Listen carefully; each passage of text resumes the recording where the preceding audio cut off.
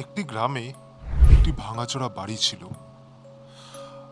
লোকের মুখে শোনা কথা, সে বাড়িটাতে নাকি ভূতের বাস ছিল। সেখানেই নাকি অশরীরী আত্মাগুলো ঘুরে বেড়াতো। সেই বাড়িটার খোঁজ পাওয়ার সাথে সাথেই রাহুল ও তার বন্ধুদের কৌতূহল হলো বাড়িটাতে কি আছে, সে বাড়িটার পেছনে রহস্যটা কি। সেটা খোঁজার জন্য তারা ঠিক করলো, সিদ্ধান্ত নিল যে না, বাড়িটার ভেতরে কি আছে সেটা দেখতে হবে। তো তারা সেই রাতেই ঠিক করলো সেই বাড়িটাতে যাবে।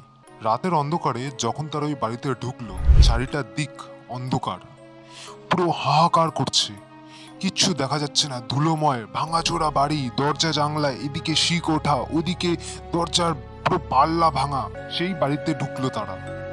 তারা ঢুকেই দেখলো চারিটার দিক ধুলোময়, চারিটার দিক ভাঙা চুরো, একদম পুরোপুরি নষ্ট হয়ে আছে বাড়িটা। ঢোকার সাথে সাথে কিছুটা দূর আগানোর পরেই রাহুল ও তার বন্ধুদের হঠাৎ করে একটা মেয়ের কান্নার আওয়াজ পেল। রাহুল ভয় না পেয়ে সাহস করে এগিয়ে গেল। কিছুটা দূর আগানোর পরেই রাহুল দেখতে পেল একটা ভাঙা আয়না তার সামনে ঝুলছে। ঠিক আয়নার পাশেই একটা ফটো, একটা মেয়ের ফটো। ওখান থেকে 5 সেকেন্ড পরে, হাতে গোনা 5 সেকেন্ড পরে সাথে সাথে ওই ফটোটা বলে উঠ, প্লিজ আমাকে সাহায্য করো, আমাকে এখান থেকে বের করো, আমাকে প্লিজ মুক্তি দাও, আমাকে প্লিজ এখান থেকে বের করো, আমি এখানে আটকে আছি, আমাকে প্লিজ এখান থেকে বের করো। রাহুল বুঝতে পারলো মেয়েটা সাধারণ মেয়ে না, একটা ফটো কখনো কথা বলতে পারে না, সেটা যে একটা ভূত সেটা রাহুল বুঝতে পারলো। সেখান থেকে তারা ঠিক করলো পালানোর সিদ্ধান্ত নিল। একটু দূর আগানোর সাথে সাথে দরজা আপনি আপ বন্ধ হয়ে গেল। রাহুলরা এবং তার বন্ধুরা সবাই ভয়ে একদম কাঁপতে শুরু করলো।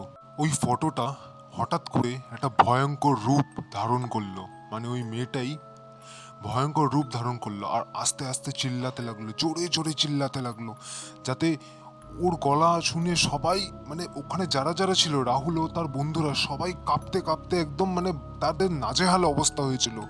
তারা আশপাশে দেখা শুরু করলো কোথা দিয়ে পালানো যায়।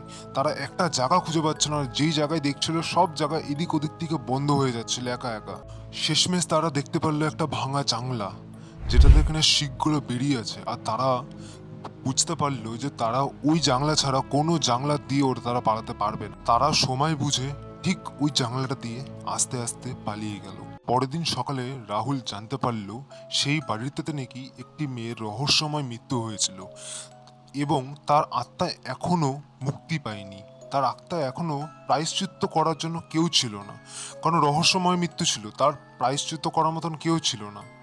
তাই তার আত্মাটা এখনো সেই বাড়িতে বন্দি হয়ে আছে, আর সেই জন্য ওই বাড়িটা এখনো সেম ভাবে ভয়ঙ্কর হয়ে উঠেছে। আর রাত যত বাড়ে তত ওই বাড়িটা আরো বেশি ভয়ঙ্কর হয়ে ওঠে। এই গল্পটা আমাকে আমার একটা সাবস্ক্রাইবার আবার সে লিখে পাঠিয়েছিল। তোমরা যদি আমাকে এই গল্পগুলো লিখে পাঠাতে চাও, ছোট ছোট গল্প যদি তোমরা আমাকে লিখে পাঠাতে চাও, তাহলে স্ক্রিনে দেওয়া হোয়াটসঅ্যাপ নাম্বারে প্লিজ তোমরা লিখে পাঠাতে পারো আমাকে। তোমরা যত আমাকে গল্প লিখে পাঠাতে পারবে ততই আমি তোমাদেরকে গল্পগুলো শুনিয়ে শোনাতে পারবো। তোমাদের যদি কোনো ঘটনা থাকে, যাই থাকুক, তুমি আমাকে লিখে পাঠাও। আর স্ক্রিনে দেওয়া হোয়াটসঅ্যাপ নাম্বারে তুমি আমাকে লিখে পাঠাতে পারো গল্পগুলো।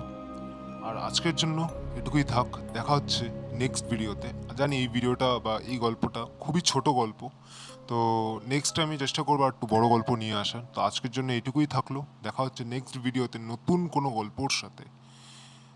ততক্ষণের জন্য টাটা।